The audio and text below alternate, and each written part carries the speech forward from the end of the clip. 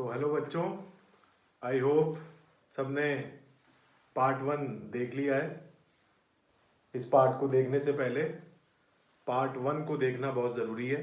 तो जिन लोगों ने पार्ट 1 नहीं देखा है, पहले उस पार्ट 1 को देखें। तो पार्ट 1 के कंटिन्यूएशन में देखो, आगे हम स्टार्ट कर रहे हैं पार्ट 2 ऑफ चैप्टर 1, है ना। तो देखो, उस कंटिन्यूएशन में क्वेश्चन की हमने बात की थी कि हम अगले लेक्चर में और क्वेश्चंस करेंगे कूलम्स लॉ पे। तो कूलम्स लॉ के क्वेश्चंस पे देखो आगे डिस्कस हम करते हैं। तो देखो, एक न्यूमेरिकल लिखा हुआ है ना, स्क्रीन पे पॉज करके तुम इसको नोट कर सकते हो। तो दो आइडेंटिकल स्फेयर्स हैं, पहले जो है r डिस्टेंस पे रखें और एक थर्ड आइडेंटिकल मेटेलिक स्फेयर्स को लाए, है ना, और किसी एक के साथ टच किया है ना, और उनके मिड पॉइंट पे रख दिए। तो calculate force acting on this sphere. ठीक है, तो देखो किस तरह की सिचुएशन है। देखो पहले देखो ना, ये इन पे चार्जेस देखो, ये पहले ये ऐसे मेटेलिक स्फेयर और ये दूसरा मेटेलिक स्फेयर ऐसे, है ना। ये मान लो ऐसे मेटेलिक स्फेयर दे रखे हैं दोनों पे स्टार्टिंग में क्यू चार्ज, इसमें भी क्या दे रखा है, क्यू चार्ज दे रखा है। दोनों पे चार्ज की वैल्यू क्या दे रखी है, क्यू दे रखी है। और इनके बीच में सेपरेशन देखो दे रखा है, कुछ नहीं दिया तो हम सेंटर से सेंटर के बीच का सेपरेशन लेंगे। तो ये सेंटर से सेंटर के बीच का सेपरेशन लगा दिया, ठीक है ना, क्यू क्यू है ना, सेपरेशन लगा दिया। अब देखो, अब हमसे क्या बोला कि एक अभी तो इनके बीच में कुछ फोर्स लग रहा होगा, कितना फोर्स लग रहा होगा, k Q square by are square. अब हमने क्या करना है, अब एक और नया स्फेयर जो कि अनचार्ज है, किसी एक के साथ टच करना है और इनके मिड में रख देना है। ठीक है, चलो ठीक है। तो क्या होगा, देखो अब देखना, देखो ये ऐसे के ऐसे रखा हुआ है, एक और स्फेयर लेके आए मिड में और ये भी वहीं का वहीं रखा हुआ है। इस पे चार्ज कितना था, क्यू था, और इस पे कितना चार्ज था, देखो इस पे क्यू चार्ज था, इस पे जीरो चार्ज था। ये वो मेटेलिक स्फेयर है जिसपे हमने फोर्स निकालना है। तो ये मेटेलिक स्फेयर है, वही है जिसपे हमने फोर्स की वैल्यू कैलकुलेट करनी है। तो देखो अब ये क्यू, अब तुम बताओ, स्टार्टिंग में हमने मेथड ऑफ चार्जिंग में एक मेथड ऑफ कंडक्शन भी देखा हुआ है ना, charging by conduction. Charging by conduction को रिवाइज करो, देखो उसको कॉपी में जाके, वहां हमने बात लिखी है कि अगर दो स्फेयर्स, है ना, दो मेटेलिक स्फेयर्स अगर सेम साइज के होते हैं तो दोनों पे कितना कितना चार्ज हो जाता है, दोनों पे चार्ज हो जाता है Q1 प्लस Q2/2। ठीक है ना, चार्जिंग बाय कंडक्शन में तुम देख सकते हो। तो अगर दो मेटेलिक स्फेयर्स को आपस में कनेक्ट करें तो उनपे कितना कितना चार्ज हो जाता है, अगर उनकी साइज सेम हो तो Q1 प्लस Q2/2 हो जाता है। तो Q1 प्लस Q2/2 वही कंसेप्ट लगाना है। यहाँ पे आइडेंटिकल स्पेयर्स दे रखे हैं, अगर आइडेंटिकल नहीं होते तो क्या होगा, वो बात हमने पोटेंशियल में डिस्कस करनी है। ठीक है, तो अभी फिलहाल आइडेंटिकल हमें दे रखा है, कंसेप्ट हमने पढ़ रखा है कि चार्जेस कितने कितने हो जाएंगे, Q1 प्लस Q2/2 हो जाएंगे। तो ए के बारे में बोला हुआ है कि ए इनिशियली क्या है, अनचार्ज है। मान लो हम ए स्फेयर को लेके आए और इसके टच कर दिए, टच करते क्या होगा, दोनों पे कितना कितना चार्ज हो जाएगा, है ना, दोनों पे कितना कितना चार्ज हो जाएगा। देखो ऐसे कर रहे हैं, मान लो टच कर रहे हैं ऐसे, इस पे कितना चार्ज था, क्यू, और इस पे कितना चार्ज था, जीरो चार्ज था। बताओ टच करते क्या हो जाएगा, एक पे क्यू प्लस 0/2 कितना होगा, Q/2। इस पे भी कितना होगा, क्यू प्लस 0/2 कितना हो जाएगा, Q/2 चार्ज हो जाएगा। तो दोनों पे चार्ज कितने कितने हो गए, Q/2 चार्ज हो गए। बहुत अच्छी बात है। तो मान लो हमने इसको टच किया था, तो इस पे टच किया था, तो बताओ कितना होगा, इसको टच किया तो इस पे कितना चार्ज हो जाएगा, Q/2 चार्ज हो जाएगा, और इस पे भी कितना चार्ज हो जाएगा, Q/2 हो जाएगा। पर इसको तो टच किया ही नहीं, इसको अगर टच नहीं किया तो इसका चार्ज पे कोई चेंज नहीं होगा। ये तो अपना अलग से रखा है, इस पे कोई चार्ज चेंज नहीं होगा, जो चार्ज इसके पास था वही का वही रह जाएगा। तो इस पे चार्ज की वैल्यू कितनी हो गई, इस पे चार्ज की वैल्यू क्यू हो गई। बस बात खत्म हो गई। अब तो क्वेश्चन आसान हो गया। बोला इनके मिड पॉइंट पे रखा है, तो बोलो ये डिस्टेंस कितनी हो गई, ये डिस्टेंस हो गई r/2, और ये डिस्टेंस भी कितनी हो गई, r/2। अब हमने निकालना क्या है, ए जो स्फेयर है उस पे फोर्स निकालना है। किस पे फोर्स निकालना है, ए जो स्फेयर है उस पे फोर्स निकालना है। तो ए स्फेयर पे बताओ फोर्स निकल जाएगा कि नहीं, बिल्कुल निकल जाएगा। क्या करना है, ये इसको रिपेल करेगा इस तरफ, और ये भी इस पे को रिपेल करेगा लेफ्ट डायरेक्शन में। तो बस कर देंगे इस पे, इसकी वजह से देखो इसका फ्री बॉडी डायग्राम बना रहे हैं, तो इस पे लगने वाले फोर्सेस, जैसा कि लास्ट लेक्चर में भी हम डिस्कस कर चुके हैं, इस पे लगने वाले फोर्सेस, तो इस पे क्या कर रहा है, ये क्या कर रहा है, रिपेल, दूर कर रहा है, तो इधर फोर्स लगा दिया, इसको F1 वेक्टर मान लो नाम दे दिया। ये क्या कर रहा है, ये रिपेल कर रहा है, ये ऐसे लेफ्ट मान लो, इसको हमने कुछ F2 वेक्टर नाम दे दिया। ठीक है, तो बताओ नेट फोर्स कितना होगा, F net will be equal to F1 vector plus F2 vector. ये वेक्टर है फोर्सेस, तो वेक्टर सम हमें करना पड़ेगा। तो F net equal to F1 vector plus F2 vector कर दिया।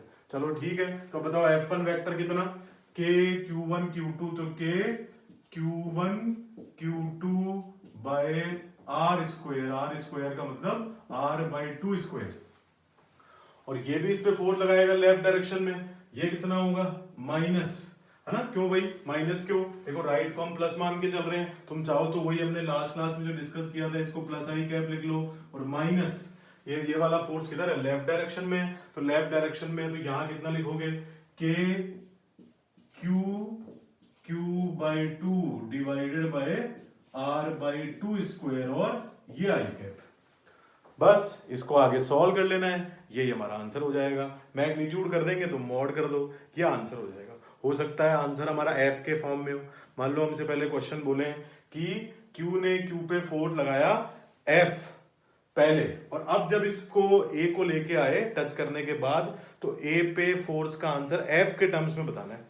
तो इसका मतलब एफ की वैल्यू कितनी हुई, एफ इक्वल टू कितना हुआ, एफ इक्वल टू हुआ KQ² बाय R स्क्वायर। तो उसके टर्म्स में भी इसको कन्वर्ट फिर किया जा सकता है अगर ऑप्शन एफ के टर्म्स में हो।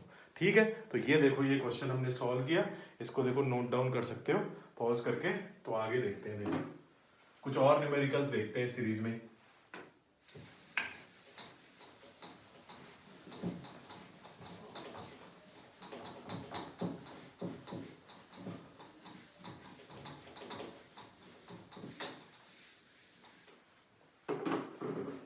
आगे देखो, है ना, कुछ और कॉन्फ़िगरेशन लेते हैं चार्ज के और उसमें फोर्स निकालते हैं। तो उसमें फोर्स निकालते हैं, देखो तो यहां पे देखो, कैलकुलेट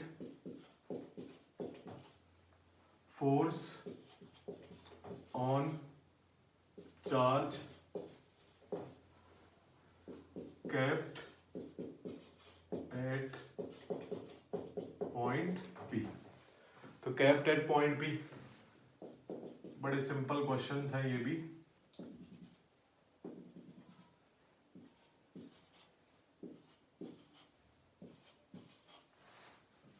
ये पॉइंट को हमने P नाम दे दिया, ये इक्विलेटरल ट्राइंगल,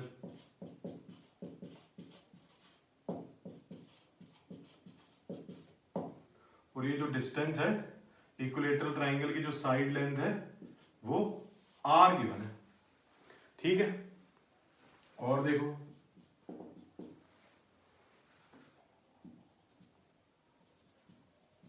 ये स्क्वायर,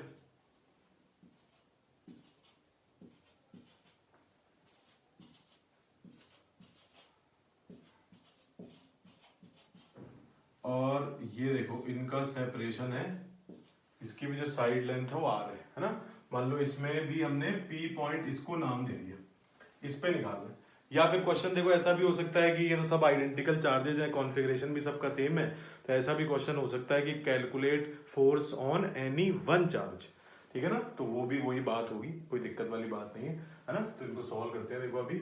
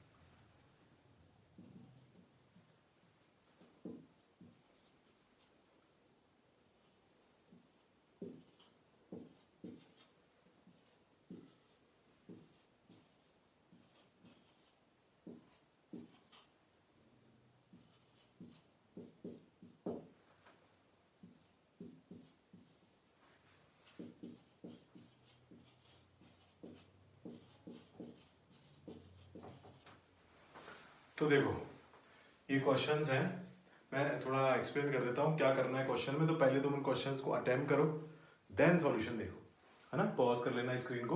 तो देखो ये पी पॉइंट पे चार्ज रखा है क्यू, उस पे फोर्स निकालना है, ये इक्विलेटरल ट्राइंगल, ये स्क्वायर, ये चार चार्जेस रखे हैं, ये पी पॉइंट, ये इस पे फोर्स निकालना है, ठीक है। जो भी गिवन पैरामीटर्स है उसी के टर्म्स में आंसर आने चाहिए।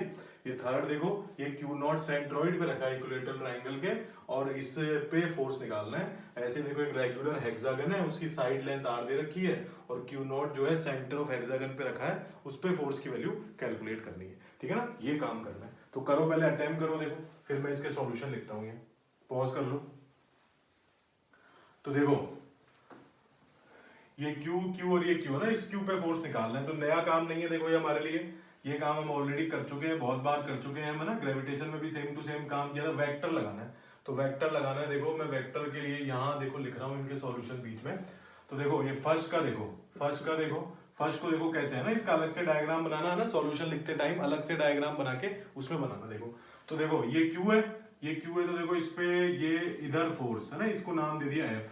सिमिलरली ये भी क्या करेगा, देखो ये भी क्या करेगा, इस पे फोर्स लगाएगा, ये लगा दिया ऐसे एफ, ये दोनों हो गए एफ एफ, ठीक है। अब हमें क्या चाहिए, दो वेक्टर। क्या इस क्यू पे फोर्स 2F हो गया?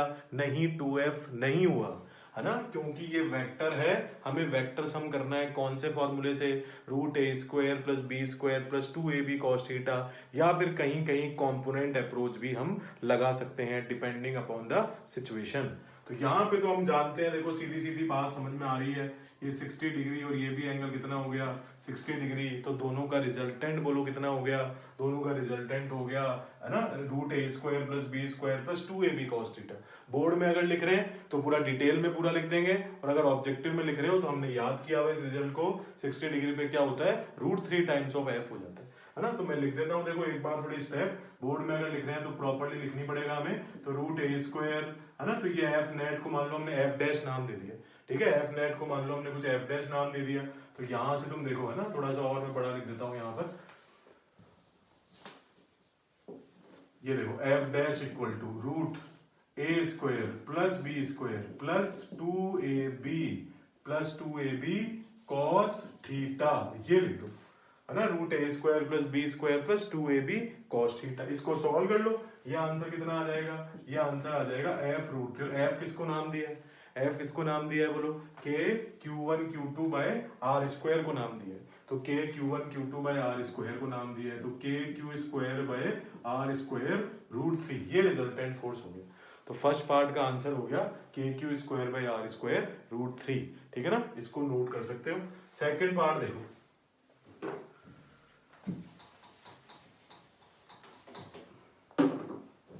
सेकंड पार्ट देखो, ये सेकंड पार्ट में देखो, अब हमने इस क्यू पे फोर्स निकालना है, इस वाले क्यू पे फोर्स निकालना है। देखो इस क्यू पे फोर्स कैसे निकालें, है ना, इस क्यू पे फोर्स निकालते हैं, देखो तो देखो बनाते हैं ना, तुम अलग से डायग्राम बनाना सॉल्यूशन का। तो ये देखो, ये इसने इधर रिपेल करना है, इसको नाम दे दिया हमने एफ, इसने भी इसको इधर रिपेल करना है ना, इसको भी नाम दे दिया हमने एफ। ये देखो इसको देखो, ये डायगोनल देखो, ये यहाँ पर ये भी फोर्स लगाएगा, ये देखो ये फोर्स लगा रहा है ऐसे, है ना, लाइन जॉइनिंग के अलोंग बनाना है इसको, ये लाइन जॉइनिंग के अलोंग हमने बना दिया। तो ये देखो एफ एफ, और ये बोलो ये फोर्स कितना हुआ, इसको नाम दे दो f'। क्यों भाई f', क्यों f क्यों नहीं, क्योंकि देखो f किसको नाम दिया हमने, kq² by r² को, kq² by r², पर ये r नहीं है, ये डिस्टेंस कुछ और है। कितनी है डिस्टेंस, पाइथागोरस थ्योरम से निकाल सकते हो, ये r, तो √a² + b² कितना हुआ, ये r√2, ये डिस्टेंस होगी, ठीक है। अब बताओ, अब भी ध्यान देना है, अब भी रिजल्टेंट फोर्स, तीन वेक्टर का सम करना है ना। तीन वेक्टर के लिए डायरेक्ट तो कोई फॉर्मूला है नहीं, दो का रिजल्टेंट लेके तीसरे के साथ ऐड करते हैं, है ना, यही हम करते हैं। तो देखो सबसे आसान क्या रहेगा, इसका है ये एफ और ये एफ का रिजल्टेंट निकालो, है ना, ये एफ और ये एफ का रिजल्टेंट निकालो और इसके साथ ऐड कर दो। क्यों, क्या डायरेक्टली तब ऐड हो जाएगा, तब हो जाएगा, क्यों हो जाएगा बताओ, क्योंकि इन दोनों एफ का रिजल्टेंट इस डायरेक्शन में आएगा कि नहीं बताओ, 90 डिग्री है दोनों का, दोनों के मैग्नीट्यूड बराबर, एकदम मिड से होके जाएगा रिजल्टेंट। कितना लिख दें इसको लिख दो f√2, है ना, अगर नजर नहीं आ रहा हो तो मैं बोल रहा हूं f√2 वैल्यू है, और ये f', ठीक है। तो एफ रूट टू और एफ डैश तो दोनों अब एक ही लाइन के अलोंग आ गए, इसलिए अब हम डायरेक्टली इनको ऐड कर सकते हैं। एंगल 0 डिग्री हो गया। Root a square plus b square plus 2ab cos theta में अगर थीटा को 0 करोगे और रूट को सॉल्व करोगे तो a प्लस बी आ जाएगा। 0 डिग्री के केस में तुम वेक्टर को सीधे ऐड कर सकते हो, ठीक है ना। तो आप बताओ ये एफ रूट टू और एफ डैश क्या हो गया, एक ही लाइन में आ गया, इसलिए आप रिजल्टेंट हम लिख सकते हैं। तो देखो F net equal to F root two plus F dash, तो F root two plus F dash आ गया। तो एफ रूट टू बोलो, एफ की वैल्यू कितनी है, एफ की वैल्यू है K Q square by are square, है ना। एफ की वैल्यू है K Q square by are square root two, और एफ डैश की वैल्यू कितनी है, K Q square by R root two square, ये एफ डैश की वैल्यू। अब तुम इसको सॉल्व कर लो, है ना। K Q square by are square common ले लो, और ये क्या आ गया देखो, रूट टू प्लस 1/2, ये आंसर आ जाएगा। तो इसको सॉल्व कर सकते हैं, ये सेकंड पार्ट का आंसर हुआ, ठीक है ना। नोट कर सकते हो इसको। थर्ड देखते हैं, देखो थर्ड,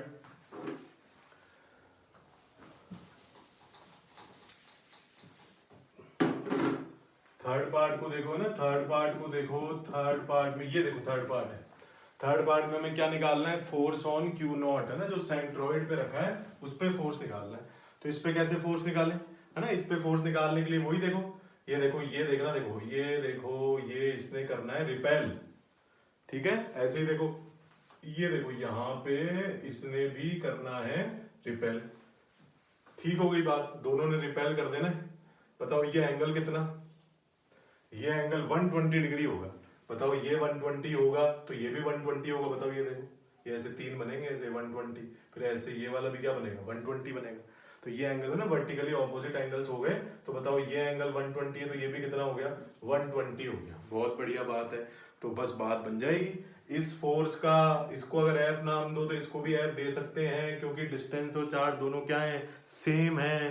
तो ये देखो के क्यू नॉट, ये देखो एफ इधर और ये एफ इधर, दोनों का रिजल्टेंट निकालना है। अब देखो फिर से वही प्रॉपर्टी, दो वेक्टर सेम मैग्नीट्यूड के 120 डिग्री पे होते हैं तो रिजल्टेंट एफ ही होता है, नहीं तो फॉर्मूला लगा के देख लो, ठीक है ना। तो अभी देखो डायरेक्ट हम रिजल्ट लिख रहे हैं। इसका आंसर देखो मैं यहाँ लिख रहा हूँ, F net equal to F, और एफ की वैल्यू क्या लिखनी, k q naught by are square नहीं लिखनी, ये डिस्टेंस आर नहीं है, ये डिस्टेंस कितनी है, आर बाय रूट 3 है ना। तो ये डिस्टेंस देखो कितनी लिखनी पड़ेगी, आर बाय रूट 3 लिखनी पड़ेगी। ये डिस्टेंस चाहिए ना, के क्यू1 क्यू2 बाय आर स्क्वायर में, तो ये डिस्टेंस लगाओगे, तो ये डिस्टेंस आर नहीं है, आर तो ये है।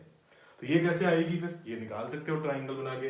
यहां से एक परपेंडिकुलर ड्रॉप कर लो, ये एंगल आधा हो जाएगा 30 डिग्री, ये एंगल, ये डिस्टेंस कितनी हो जाएगी, r/2 हो जाएगी। फिर cos थीटा लगा लो, cos theta base upon hypotenuse लगा लो, है ना। तो वहां से तुम ये डिस्टेंस निकाल सकते हो। याद भी रखनी चाहिए इस डिस्टेंस को, इक्विलेटरल ट्राइंगल में डिस्टेंस r/√3 आती है। तो आंसर कितना हो गया, आंसर हो गया 3 times of k q naught by are square, ये आंसर हो जाएगा। तो ठीक है, थर्ड पार्ट को भी देखो हमने सॉल्व कर लिया। अब देखो नेक्स्ट पार्ट देखते हैं, है ना, नोट कर लो उसे। तो नेक्स्ट पार्ट देखो, फोर्थ, ये वाला, फोर्थ वाले में देखो अब हमने बताना है ना, क्यू नॉट पे फोर्स निकालना है। तो अब क्यू नॉट पे फोर्स निकालोगे, देखो क्यू नॉट पे फोर्स निकालोगे तो ये क्यू क्या करेगा, क्यू नॉट को रिपेल, ये क्यू भी क्या करेगा, क्यू नॉट को रिपेल, ये रिपेल, ये रिपेल, इसका फोर्स इधर, इसका फोर्स इधर, कैंसिल आउट, इसका फोर्स इधर, इसका फोर्स इधर, कैंसिल आउट, इसका फोर्स ऊपर, इसका फोर्स नीचे, कैंसिल आउट। इसका मतलब net force on Q not क्या हो गया, 0। तो इस केस में आंसर क्या हो जाएगा, 0 हो जाएगा। रिजल्टेंट फोर्स विल बी 0, है ना। क्यू नॉट पे नेट फोर्स का आंसर हो जाएगा 0। पर अब बताना देखो ध्यान से, ग्रेविटेशन में भी डिस्कस किया हमने ऐसा, अगर इस क्यू को रिमूव कर दें, इस क्यू को रिमूव कर दें तो what will be the force on Q not.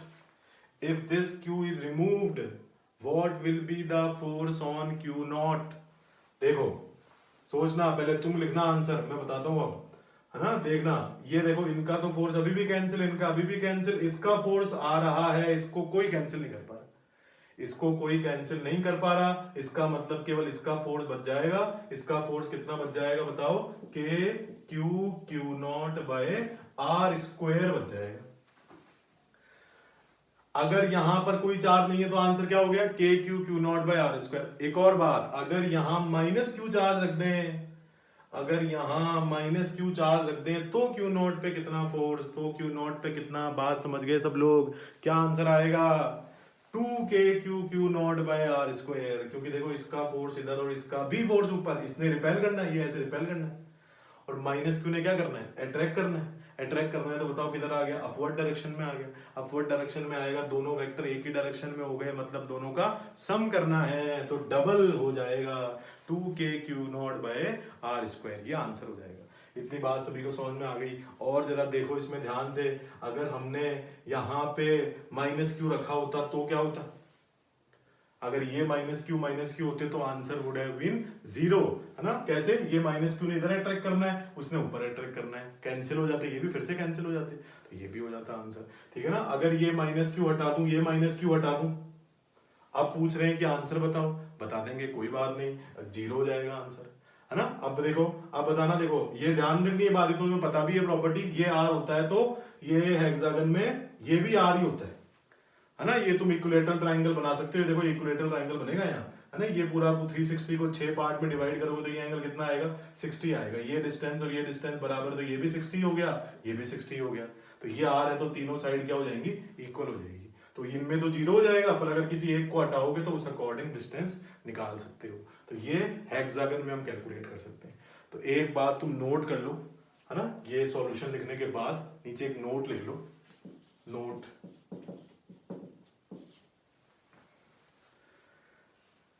if identical charges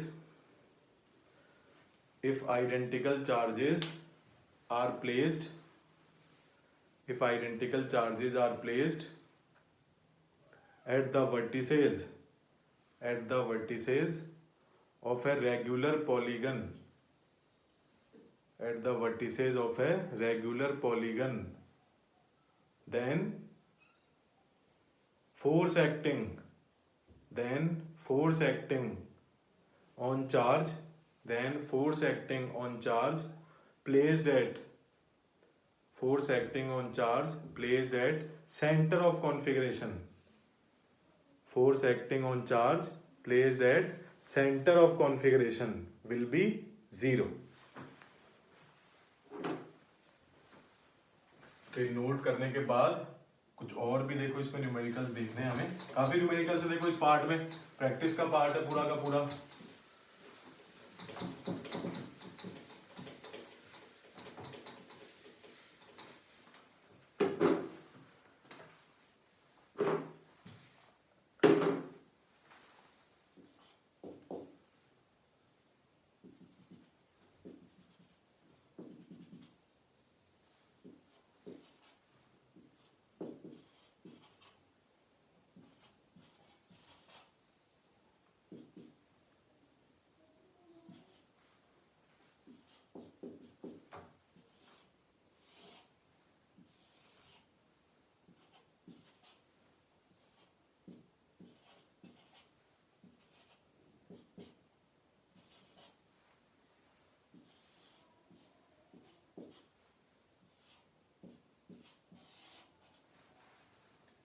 ये देखो इस बार इन पे बताने हैं फोर्स ना, ये पी पॉइंट दे रखे हैं, मतलब इस वाले केस में ये राइट एंगल आइसोसेलेस ट्रायंगल, इसमें पॉइंट पी पे इस पे फोर्स निकालना है, और इस वाले केस में इस वाले चार्ज पे फोर्स निकालना है।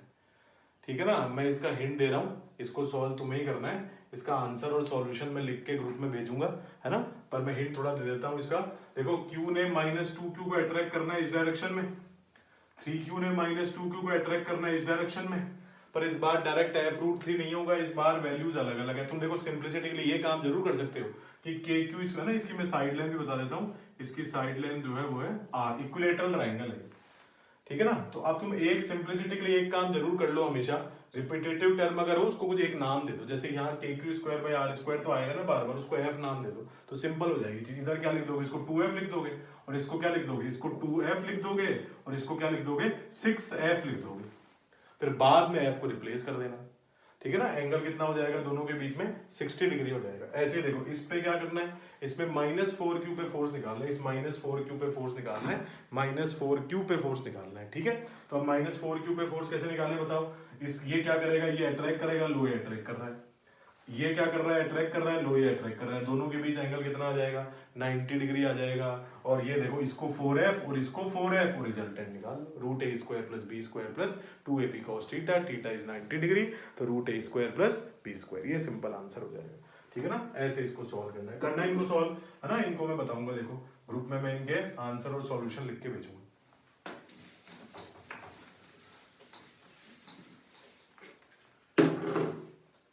नेक्स्ट देखो कुछ स्पेसिफिक प्रॉब्लम्स और हैं, प्रॉब्लम्स रिलेटेड विथ स्ट्रिंग।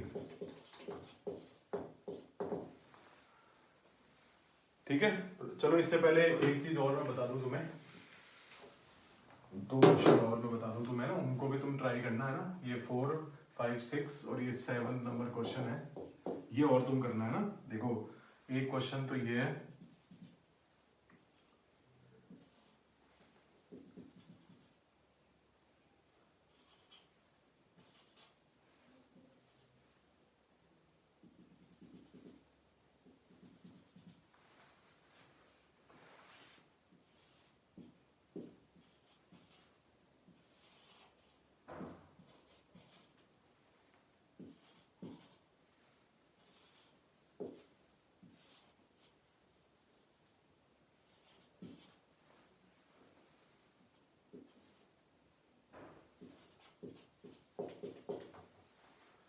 इस क्यू नॉट पे फोर्स निकालना है। देखो ठीक है ना, ये डिस्टेंस 3a और ये डिस्टेंस 4a दे रखी है, इस क्यू नॉट पे फोर्स निकालना है। एक ये और करना, देखो तुम्हें ना, एक और देता हूं, ये मैं करवाता हूं, देखो तुम्हें भी। देखो एक ये ऐसे, ये क्यू चार्ज है और ये माइनस Q2 चार्ज है, और ये ऐसे सर्कल में घूम रहा है आर रेडियस की। ठीक है ना, ये देखो ये Q चार्ज है ना, चलो इसको माइनस Q1 ले लिया और इसको प्लस Q2 चार्ज ले लिया, और ये जो है सर्कल में घूम रहा है, इसका मास भी दे रखा है m। ये जो चार्ज है वो फिक्स्ड चार्ज है, फिक्स्ड चार्ज, ये फिक्स्ड चार्ज है, तो माइनस Q1 सेंटर पे फिक्स्ड है और ये Q2 घूम रहा है। हमें निकालना है time period of circular motion, time period of circular motion of Q2, time period of circular motion of Q2 calculate करना है। तो देखो सर्कल में घूमने की बात आती है, क्या समझ में आता है, कोई ना कोई होगा जो उसको सेंट्रिपिटल फोर्स प्रोवाइड करेगा, और उसको किसके इक्वल कर दोगे, mv²/r के इक्वल कर दोगे, बस वही करेंगे, है ना। तो बताओ इसमें क्या करें, कर सकते हैं ना इसको, देखो मैं लिख रहा हूँ इसकी स्टेप है ना, ये जो अट्रैक्टिव फोर्स है ये फोर्स लग रहा है इसमें इस डायरेक्शन में, ये फोर्स ही जो है इलेक्ट्रोस्टैटिक फोर्स जो है वो ही इसको जो है जो है ना सेंट्रिपिटल फोर्स प्रोवाइड कर रहा है। तो कितना होगा k Q1 Q2/r², साइन नहीं पुट करना चार्ज का, बता रखा है तुम्हें, जब तक वो r वेक्टर RQ वाली फॉर्म नहीं हो तब तक चार्ज का कोई साइन नहीं पुट करना, मैग्नीट्यूड्स ही पुट करने हैं, डायरेक्शन अपने से देखनी है। तो वैसे डायरेक्शन तो सेंटर की तरफ है, वो तो कोई बात नहीं है, उसका कोई यूज नहीं इधर। तो F equal to mass into acceleration, F equal to mass into acceleration, circular motion में एक्सेलरेशन क्या होगा, v²/r होगा, या फिर m⍵²r भी इसको लिख सकते हो, m⍵²r भी इसको लिख सकते हो। ठीक हो गई बात, तो बस यहां से ओमेगा निकाल लो और फिर टाइम पीरियड आ जाएगा, है ना। इससे ओमेगा कैलकुलेट कर लो, ओमेगा कैलकुलेट कर लो और यहां से ओमेगा निकाल लोगे, किसके टर्म में आ जाएगी, ओमेगा आर के टर्म में आ जाएगी, और फिर टाइम पीरियड का फॉर्मूला क्या लगा दोगे, 2π/ω, या फिर क्या लगा सकते हो, अगर तुमने v निकाला है तो टाइम पीरियड का फॉर्मूला क्या लगा दोगे, 2πr/v, यहां से v निकाल के इसमें पुट करना है।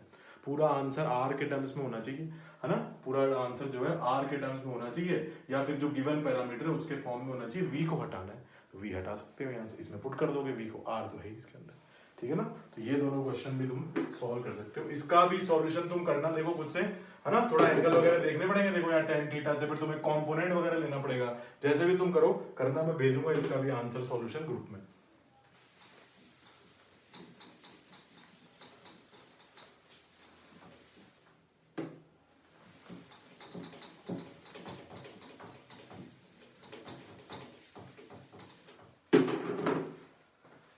अब करते हैं, देखो इस प्रॉब्लम्स रिलेटेड विद स्ट्रिंग्स।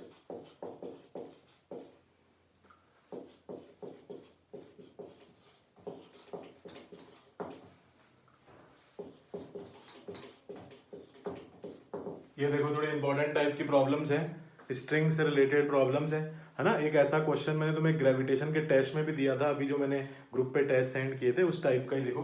तो देखो अभी पता लगता है इसमें कुछ प्रॉब्लम्स हम करते हैं। ये देखो फर्स्ट देखो इसमें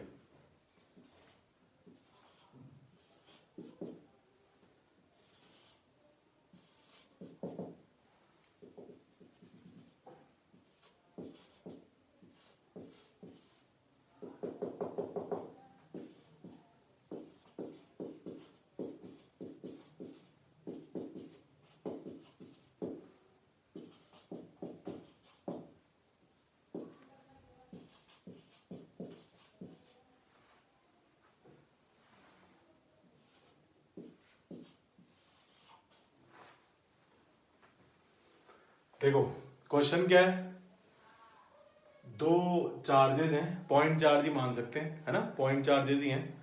तो ये दो पॉइंट चार्जेस हैं, ये स्ट्रिंग्स हैं, इंसुलेटेड स्ट्रिंग। इंसुलेटेड इसलिए कि अगर ये भी कंडक्टिंग होगी तो फिर तो चार्ज इन्हीं में चला जाएगा, ऐसा नहीं हो रहा है, चार्ज केवल इन दोनों पे है। स्मॉल पॉइंट चार्जेस की तरह इनको ट्रीट करना है। तो देखो अब हमने बताना क्या है, tan theta one and tan theta two बताना है। ये स्ट्रिंग्स, ये चार्जेस इनके, ये मासेस भी साथ में लिखे हुए हैं, हमें tan थीटा वन और tan थीटा टू बताना है। इक्विलिब्रियम में इनका सेपरेशन ऐसा है। देखो ऐसा हो क्यों गया, हमने तो इनको सीधा हैंग किया होगा पर रिपल्शन से ऐसे चले गए, है ना। रिपल्शन ये पूरे ही क्यों नहीं चले गए, पूरे ही कहीं ऐसे हो जाते हैं, एकदम हॉरिजॉन्टल हो जाते हैं। पर ऐसा क्यों नहीं हो रहा, क्योंकि यहाँ पर नीचे mg भी लग रहा है, तो ग्रेविटेशनल फोर्स भी लग रहा है जो उसको पकड़े हुए है, तो एक जगह पे आके कहीं रुक जाएगा। अगर यहाँ ग्रेविटेशनल फोर्स नहीं होता, कौन सा वाला, ये जो mg लगता है वो नहीं होता, मान लो हम आर्टिफिशियल सैटेलाइट में, ठीक है ना, या फिर कहीं फ्रीली फॉलिंग लिफ्ट में, तो उस वाले केस में तो mg होता नहीं, तो नहीं होता तो ये यूं चले जाते, एकदम हॉरिजॉन्टल हो जाते। mg नहीं है तो ऐसे हो जाएंगे एकदम, ये है ना, एकदम हॉरिजॉन्टल। फिलहाल mg प्रेजेंट है, इस वजह से ये यहाँ कहीं पर है, mg ने भी इनको रोकना है। तो अब हमें देखना है कि tan थीटा वन और tan थीटा मतलब थीटा वन थीटा टू अलग अलग हैं, किस केस में इक्वल होंगे, वो बात भी डिस्कस हम अभी करने वाले हैं कि कब ये थीटा वन थीटा टू बराबर होंगे। ठीक हो गया। तो देखो इसके लिए करना क्या है, स्ट्रिंग्स वगैरह दिखती है, एंगल आते ही बात समझ में आ जाती है कि हमें क्या करना है। फ्री बॉडी डायग्राम बना के वर्टिकल कंपोनेंट्स अलग करने हैं और हॉरिजॉन्टल कंपोनेंट्स अलग करने हैं, है ना। ये एट इक्विलिब्रियम है, ये पूरा सिस्टम किस पे दिया हुआ है, इक्विलिब्रियम पे दिया हुआ है। इक्विलिब्रियम का मतलब क्या है कि इस पे नेट फोर्स क्या हो जाएगा, जीरो हो जाएगा। तो नेट फोर्स इस पे क्या हो गया, जीरो हो गया। तो अब देखो तुम किस तरह से हमने इनको निकालना है, कैसे tan theta one tan theta two निकालेंगे, तो क्या समझ में आ रहा है, फ्री बॉडी डायग्राम समझ में आ रहा है। चलो ठीक है, इसमें टेंशन टी मान लेते हैं, इसमें कुछ और हो सकती है, T1 T2 हो सकती है ना, अभी पता लग जाएगा। देखो तो इसमें टी मानी, देखना आप ध्यान से ना, अलग से सॉल्यूशन में डायग्राम बनाना, इसमें मत करना सब कुछ। तो ये देखो ये थीटा टू, तो ये भी एंगल थीटा टू, ठीक हो गई बात। और देखो क्या फ्री बॉडी डायग्राम में और क्या बनेगा, नीचे बन गया mg, और क्या बनेगा, ये रिपेल कर रहा है इसको, इस पे लगने वाले फोर्स, इस पे लगने वाले फोर्स। हाँ तो अब कैमरा बताएगा मुझे इस पे लगने वाला फोर्स किस डायरेक्शन में है ना। ये देखो ये दूर में है, ये अवे इस डायरेक्शन में, राइट डायरेक्शन में, ठीक है ना, तुमसे पूछा है मैंने। तो ये देखो ये Q1 M1 और ये देखो ये वाले डायरेक्शन में, तो ये वाली डायरेक्शन में देखो, तो ये वाली डायरेक्शन में क्या हो जाएगा, ये हमने इसको नाम दे दिया Fe का मतलब F इलेक्ट्रोस्टैटिक, ये रिपल्शन वाले को इधर नाम दे दिया। पहले मुझे एक बात बताओ, जितना इसने Fe लगाया क्या उतना ही Fe इस पे लगाएगा, कोई फर्क तो नहीं उससे, क्योंकि मास का तो कोई रोल नहीं उसमें। उसमें क्या आता है, K/Q1 Q2 by r² आता है, तो K/Q1 Q2 by r² इस पे, K/Q1 Q2 by r², बस डायरेक्शन चेंज कर दी। तो Fe तो मैग्नीट्यूड में तो सेम ही रहेंगे, दोनों को Fe नाम दिया है, Fe डैश नहीं कर दिया, Fe तो दोनों के लिए सेम रहेगा।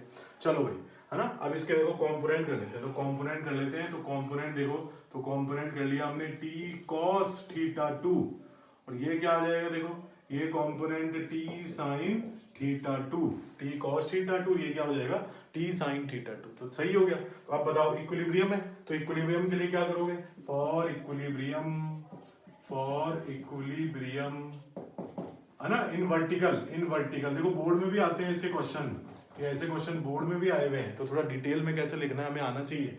तो टी कॉस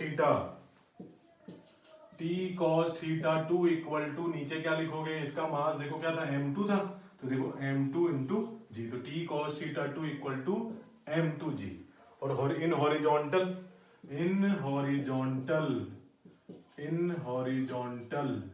ये हॉरिजॉन्टल में देखो, हॉरिजॉन्टल में t sin theta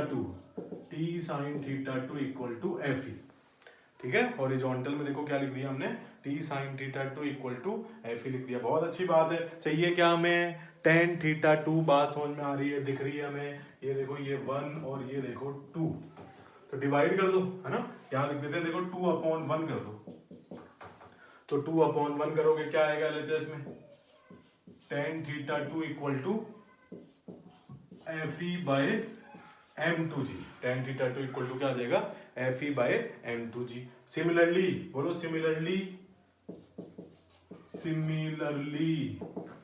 tan theta 1 equal to F E upon m1 G. ये देखो ये आंसर्स हैं, ये एफ ई अपॉन m1 जी, और ये देखो ये एफ ई अपॉन m2 जी, ये आंसर्स आ गए, ये लिख दिया हमने, ठीक है ना। अब देखो ये दोनों निकल गए, अब मुझे बताओ, तुम ध्यान से सोच के बताओ कि कब बराबर होंगे, बताओ थीटा 1 और थीटा 2, या फिर tan थीटा 1 और tan थीटा 2 कब बराबर होंगे, या फिर तुमसे बोलेंगे कौन सा एंगल छोटा होगा कौन सा एंगल बड़ा होगा, है ना। थीटा 1 और थीटा 2 में से तुमसे पूछेगी कौन सा एंगल बड़ा होगा कौन सा एंगल छोटा होगा। देखना ध्यान से, if m2 is greater than m1, tan theta 2 will be less than tan theta 1, और theta 2 will be less than theta 1, सही है। if m1 is greater than m2, तो tan theta 1 is less than tan theta 2, और theta 1 is less than theta 2। if m1 equal to m2, this implies tan theta 1 equal to tan theta 2, और theta 1 equal to theta 2। तो इसका मतलब है कि ये जो एंगल है वो किस बात पे डिपेंड कर रहा है, कब बराबर होंगे कब नहीं बराबर होंगे। ये बराबर जब होंगे जब दोनों के मास इक्वल होंगे, ये मास और ये मास अगर इक्वल हुए तो दोनों एंगल इक्वल हो जाएंगे। चार्ज अलग अलग भी हो सकते हैं, देखना, देखो चार्ज इन पे फर्क नहीं पड़ रहा, एफ ई तो दोनों में कॉमन टर्म आ रही है, ये देखो एफ ई, ये भी एफ ई तो कॉमन टर्म आ रही है। एंगल किस बात पे फर्क पड़ रहा है, m2 और m1। अगर m2 m1 सेम हो जाए तो एंगल बराबर होंगे, अगर चार्ज अगर डिफरेंट भी हो तो भी कोई फर्क नहीं पड़ेगा, पर m को सेम होना जरूरी है। अगर m सेम होगा तभी थीटा बराबर होंगे, अगर m सेम नहीं है तो थीटा सेम नहीं होगा। चार्ज सेम भी हो सकते हैं, चार्ज अलग अलग भी हो सकते हैं। चार्ज सेम हो तब भी एफ ई तो एफ ई है, दोनों जगह एक ही है। चार्ज अलग अलग हो तब भी दोनों जगह एफ ई लिखा, पर फर्क किससे आ रहा है, थीटा 1 थीटा 2 पे m1 m2 से आ रहा है। इसका मतलब ये मास पे डिपेंड करेगा, तो मास अलग अलग होंगे। ये प्रॉपर्टी देखो साइड में जरूर लिख लेना, बड़ी इंपॉर्टेंट सी चीज है ये, कि ये कब एंगल बराबर है और कब ये एंगल बराबर नहीं है, कौन सा बड़ा है कौन सा छोटा एंगल है।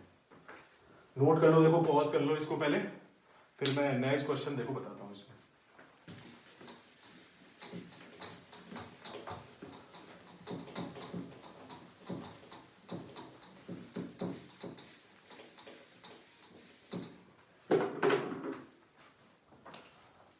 देखो इसी का ना, इसी में स्ट्रिंग से रिलेटेड क्वेश्चन में देखो एक क्वेश्चन और देखो, ये देखो ये बोर्ड के लिए भी इंपॉर्टेंट होता है ये क्वेश्चन। ये थीटा और ये लेंथ ऑफ स्ट्रिंग जो है हमें एल दे रखी है, ये लेंथ ऑफ स्ट्रिंग एल दे रखी है, ठीक है ना। ये दोनों में लेंथ ऑफ स्ट्रिंग दोनों आइडेंटिकल स्ट्रिंग है, ये एल, और चार्ज दोनों के क्यू है, मास भी दोनों के सेम है, क्यू और ये एम। तो क्यू और एम मास अगर सेम हो गए तो बताओ थीटा तो सेम हो ही जाएगा, ये थीटा सेम ही बना दिया हमने क्वेश्चन में। क्वेश्चन क्या है देखो, बोर्ड में आया हुआ क्वेश्चन है, right Q in terms of given parameters, given parameters. देखो इस टाइप के क्वेश्चन जेई में, नीट में भी काफी बार आ चुके हैं, स्ट्रिंग से रिलेटेड क्वेश्चन। तो सारे क्वेश्चन में इसी टाइप की चीज करनी होती है ना। वैसे भी स्ट्रिंग हमारे लिए कोई नई बात नहीं है, नई चीज नहीं है। स्ट्रिंग जब भी आती है, एंगल पे जब भी कुछ चीजें आती है, तो हम क्या करते हैं, पहले रिजॉल्व करते हैं, और इक्विलिब्रियम में अगर हो तो वर्टिकल में इक्विलिब्रियम की इक्वेशन और हॉरिजॉन्टल में इक्विलिब्रियम की इक्वेशन हम अप्लाई कर देते हैं। चलो भाई, बहुत अच्छी बात है, कर देते हैं। तो देखो ये कर दिया, right Q in terms of given parameters. अच्छा भाई, ये क्या बता दिया, अब क्या करें, डायग्राम तो दिख रहा है, समझ में आ रहा है। तो अब ये एंगल वेंगल पे आते ही और तो कुछ समझ में आता नहीं है। इक्विलिब्रियम पे दे रखा है ना, ये भी दिया हुआ है कि ये सिस्टम एट इक्विलिब्रियम है। तो ठीक है भाई, इक्विलिब्रियम पे है तो हम तो एक ही बात जानते हैं कि नेट फोर्स जीरो करो, करते हैं, शुरू हो जाते हैं ना। फ्री बॉडी डायग्राम बना के नेट फोर्स वाली इक्वेशन लिख देते हैं ना, वो इक्विलिब्रियम वाली इक्वेशन लिख देते हैं। चलो बहुत अच्छी बात है। तो देखना, देखो मैं ना इधर बना देता हूँ, तुम इसको नोट कर लेना पहले क्वेश्चन को, फिर सॉल्यूशन में बनाना अलग से। तो ये देखो, यहां से ये देखो, ये एंगल थीटा, तो ये भी क्या हो गया थीटा, ये टी, और ये देखो Q in terms of given parameters बताना है। तो देखना, ये देखो, ये इधर क्या लगा दो एफ ई, ये नीचे क्या लगाओगे एम जी। ये देखो ऊपर क्या है, ऊपर है टी कॉस थीटा, और नीचे इधर क्या है टी साइन थीटा। बहुत बढ़िया। तो ये तो वही वाली बात होगी जो अभी की थी। बहुत अच्छी बात है भाई। टी को बड़ा आसान सा लग रहा है भाई, ये तो बड़ा सिंपल चैप्टर लग रहा है। T cos theta equal to M G, और T sine theta equal to F E. ठीक है ना। तो T sine theta equal to F E. तो देखो सारे बच्चे देखें, सारे स्टूडेंट जरा ध्यान से समझें हम इसको। तो टेन थीटा, तो tan theta equal to F E by M G. तो टेन थीटा इक्वल टू क्या आ गया, F E by M G आ गया। बहुत बढ़िया, ये तो भी आ ही गया था, है ना। Tan theta F E by M G, ये कॉमन इक्वेशन आनी है हमेशा, है ना। तो tan theta F E by M G आ गया। क्या पूछा भाई आपने, हमने पूछा कि right Q in terms of given parameter. हाँ, क्यू निकालना है क्या। अच्छा, तो क्यू तो आए नहीं इसमें, अभी ले आते हैं क्यू, चिंता क्या करते हो, है ना। देखो इनका क्या चाहिए, सेपरेशन चाहिए। इनका सेपरेशन को आर मानना पड़ेगा, फिर इसको हटाना भी पड़ेगा, क्योंकि आर तो हम अपने से मान रहे हैं। चलो सही है, क्यू लाए तो सही, इसमें कहीं दिखे तो सही, क्यू कैलकुलेट करना है ना हमें। तो देखो टेन थीटा इक्वल टू, देखना k Q square by are square M g. बहुत बढ़िया, इतनी बात आ गई, बहुत बढ़िया सर, बिल्कुल क्लियर बात है, इतने में कोई दिक्कत नहीं है। एफ को पुट किया हमने k Q square by are square. पर दिक्कत एक आ रही है कि आर तो क्वेश्चन में दिया नहीं था, तो आर को हटाया जाए। बहुत अच्छी बात है, सब लोगों को क्लिक कर गई बात। आर कैसे हटेगा, इस ट्राइंगल से या फिर इस ट्राइंगल से हटेगा। उस आर को पुट कर दो और थीटा निकाल दो। क्या निकालना है, क्यू निकालना है, तो क्यू निकाल दो। क्लियर है बात। तो बताओ आर क्या लिखा दें, आर क्या लिखो बताओ, तुम पहले लिख लो कॉपी में, फिर देखना इसको, पॉज कर दो। ये देखो, ये हो गया थीटा, ये हो गया आर बाई टू। बहुत बढ़िया, बहुत बढ़िया भाई। Sine theta perpendicular by hypotenuse, है ना। साइन थीटा लगा दिया, तो sine theta equal to perpendicular by hypotenuse L, R equal to 2l sine theta. साइन थीटा इक्वल टू, ये बोलो आधा होगा ना, थीटा थीटा बराबर है तो आधे आधे होंगे फिर ये साइड, है ना। तो ये देखो कितना हुआ फिर, R by two sine theta perpendicular, theta के सामने वाली साइड परपेंडिकुलर बाय हाइपोटेन्यूज। तो sine theta R equal to 2l sine theta. बहुत बढ़िया। तो tan theta equal to in one में पुट कर रहे हैं, देखो इसको इन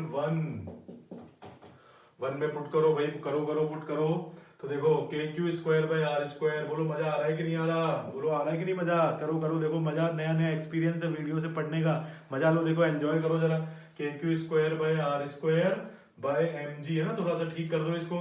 तो Q square by 4 pi epsilon naught R square, ये हुआ M G equal to ten theta, और क्यू स्क्वायर इक्वल टू कितना आ गया, 4 pi epsilon naught R square M G ten theta.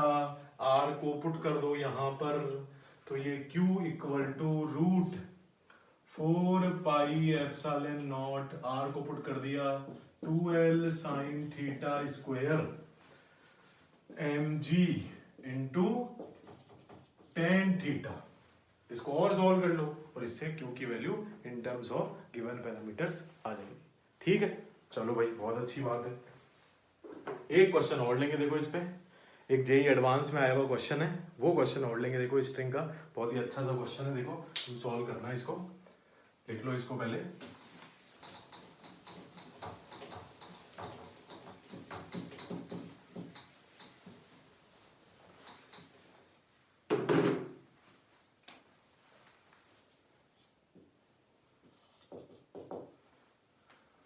देखो भाई कैसा क्वेश्चन है ये कुछ इस तरह से है। देखो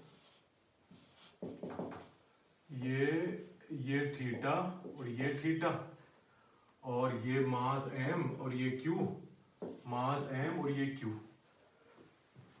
ठीक है। ये देखो ये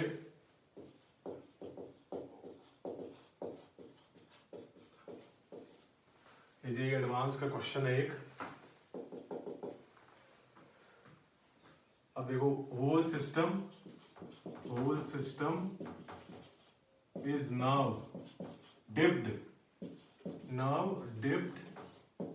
in a liquid of dielectric constant K if angle with vertical remains same, then calculate K. Density of liquid 8800 kg per meter cube. Density of bob, rho solid का मतलब डेंसिटी ऑफ बॉब इनका, वो क्या दे रखी है 1600 kg पर metre cube, ये given है, ठीक है। Rho S equal to 1600 kg पर मीटर क्यूब। इस पूरे सिस्टम को एक लिक्विड में डिप कर दिया है ना, पूरे सिस्टम को एक लिक्विड में डिप कर दिया, और बोल रहे हैं कि हो ना angle with vertical remain same, मतलब ये थीटा फिर भी नहीं बदल रहे, पूरे को डिप करने के बाद भी थीटा नहीं बदल रहा। तो बताओ भाई डाइलेक्ट्रिक कांस्टेंट, भी डाइलेक्ट्रिक कांस्टेंट क्या आ गया।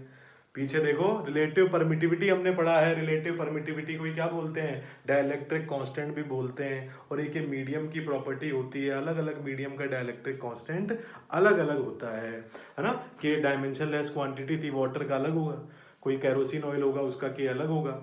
और जब भी किसी मीडियम में कूलम्स लॉ को यूज करते हैं तो 1/4 pi epsilon naught Q1 Q2 by R square की जगह क्या आ जाता है 1/4 pi K epsilon naught Q1 Q2 by R square. ये K क्या है, this is the dielectric constant of medium.